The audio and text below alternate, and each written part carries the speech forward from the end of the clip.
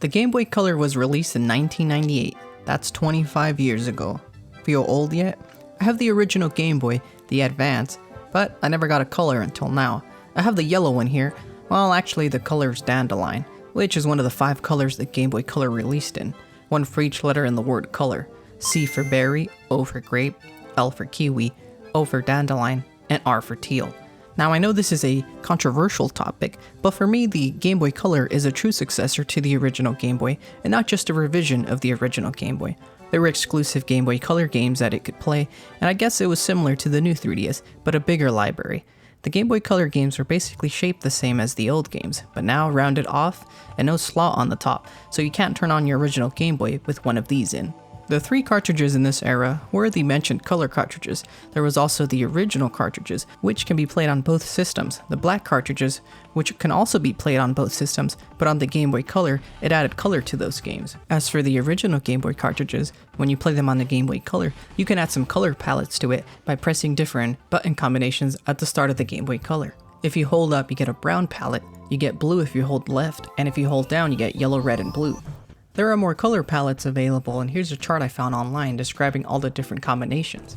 There were over 130 Game Boy Color black cartridges, which would have been playable on both consoles, at least released in North America, and according to online resources, 72 of them were Game Boy Color exclusive games. And that's where I started to see some discrepancies online. I found differences in numbers, and not just small but big differences. According to one website, there was 484 Game Boy Color games, and a user on Reddit made a personal list with over 507 games on there. I found another list that had first-party Nintendo games on the Game Boy Color. So what does this all mean? It means there's a lot of games you can play on this system, and of the 2 Game Boys, the Color is the better one. Comparing the 2 Game Boys, the Game Boy Color is smaller and more ergonomic. It uses 2 AA batteries instead of 4. It still has the same number of buttons, and they removed the contrast wheel, but the Game Boy Color has another feature, the IR Blaster. It was used in multiplayer and other events like that, but I'll go more into detail on the IR Blaster in another video. But why don't we get technical, huh? It's still an 8-bit console, but now a clock speed of 8 MHz, 2 times faster than the original Game Boy, and 32 kilobytes of system RAM, 3 times the amount of the original Game Boy. Now comparing that to the Nintendo Switch, which has 4 gigs of RAM, well, let me use some flour for comparison. This is how much RAM is on the Game Boy Color, and this is how much is on the Switch. The Game Boy Color also has a PPI of 93 compared to modern smartphones that are about over 400. Okay, I need to stop comparing modern technology to the Game Boy Color. Okay, enough specs. Boring, am I right? Wrong. Here's another 15 minutes of specifications just for thinking that. Just kidding. Quick, play me off, Johnny.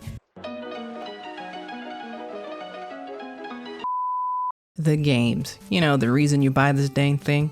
As stated earlier, there was a lot of them. But the first-party selection had some big titles, but some people felt like it lacked a little bit.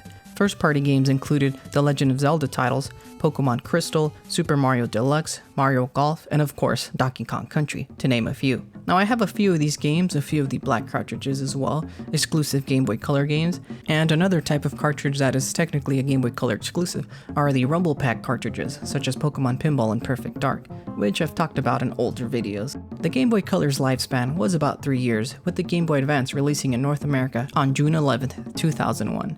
Technically, the lifespan is longer than that, at about 5 years, officially because the Game Boy Color was discontinued in 2003, along with the last game released for it that same year. Estimates put the Game Boy Color at around 41 million units sold, as Nintendo reports a total of 118 million units sold, but it combines the original Game Boy, the Game Boy Light, and the Game Boy Pocket along with the Game Boy Color. So Nintendo considers the Game Boy Color the same console.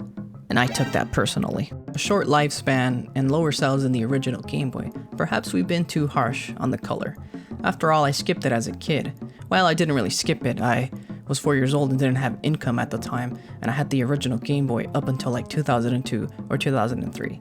Then I got the Game Boy Advance for Christmas. Fast forward to now, and now I have a Game Boy Color, and I've been playing all the games I had from my childhood, like Dragon Ball Z Legendary Super Warriors. Only problem is, I can't see anything. I don't know how I played this console without a backlight back in the day. Maybe I'm just old now, but the Game Boy Color does have its charm, and I can finally say I added it to my collection. Finally, I have them all.